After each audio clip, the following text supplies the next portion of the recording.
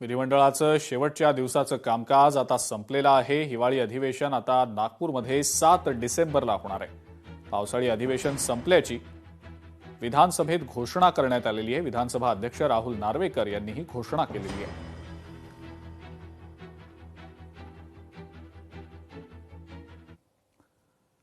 पावसाळी अधिवेशनाचा लेखाजोखा नेमका काय आपण पाहतो आहोत। एकूण 14 बैठका झाल्यात, 154 तासाचं कामकाज करण्यात आलं।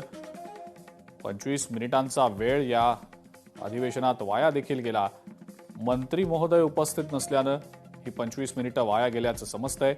लेखी उत्तरं 500 इतकी दिली गेलेली आहेत। अल्पसूचना 7 दिल्या गेलेल्या होत्या। लक्षवेधी 292 इतक्या मांडल्या गेलेल्या आहेत।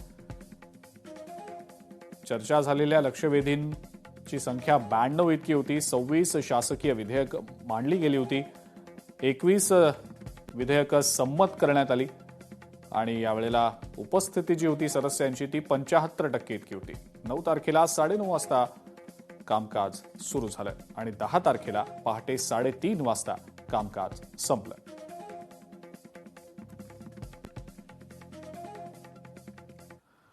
विधानसभेमध्ये आमदार जयंत पाटलांनी जोरदार टोलेबाजी केलेली आहे। मुख्यमंत्र्यांचा इंटेलिजन्स स्ट्रॉंग आहे। भास्कर जाधव कुणाला भेटले की लगेच त्यांना समजतं असं जयंत पाटील म्हणतात।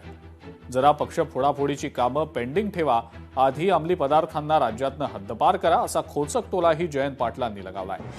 राज्यात कुठेही ड्रग्ज मिळणार नाही हे लोकांना म्हणू द्या, मुख्यमंत्र्यांना ही संधी आहे असंही जयंत पाटील म्हणतात। माझी मुख्यमंत्र्यांना विनंती आहे की त्यांनी महाराष्ट्रातल्या सगळ्या एसपींना सांगा की जनतेनं नाव काढलं पाहिजे की ड्रग्ज बंद झाले म्हणून। त्यांना ही संधी आहे। लोकांना लगेच रिस्पॉन्स करतील लोक की आता पोरांना कुठेही अंमली पदार्थ मिळत नाहीत, हे गावात लगेच लक्षात येतं। आणि म्हणून मुख्यमंत्र्यांना माझं आव्हान आहे, आग्रह आहे, विनंती आहे की त्यांनी महाराष्ट्रातल्या एसपींना सांगा अंमली पदार्थाचे रिपोर्टिंग झालं तर तुम्हाला तुमच्यावर कारवाई करू। रिपोर्टिंग त्यासाठी 0 करतील नाही तर।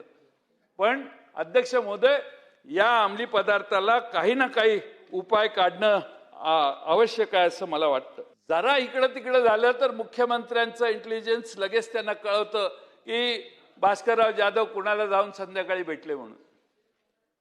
एवढं सेन्सिटिव्ह नेटवर्क पोलिसांचं महाराष्ट्रात आहे। मी उदाहरण भास्करराव नाही, कुणाला जात नाहीत भेटायला ते, पण उदाहरण सांगितलं मी। एवढं सेन्सिटिव्ह आणि एकदा मनात आणलं पोलिसांच्या की अमित चाटम फार जोरात पोलीस काम करतात, पण ड्रग पासून मिळणारं उत्पन्न हा एक सोर्स ऑफ इन्कम झालेला आहे, मी मगाशी सांगितलं तसं। आणि म्हणून या पोलिसांची नाकेबंदी मुख्यमंत्र्यांनी रस घेऊन करावी।